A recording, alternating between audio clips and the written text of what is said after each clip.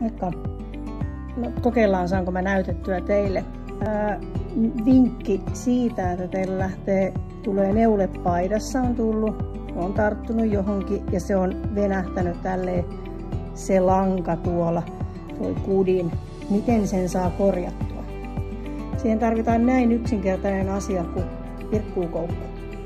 Parhaimmillaan, jos et halua miettiä sitä, miltä se näyttää sieltä nurjalta puolelta, niin työnnät vain virkkuukoukun tuolta samasta, mistä se on venähtänyt, tuolta reiästä, ja vedät tämän langan tälle sisäpuolelle. Yksinkertaisimmillaan se on tässä.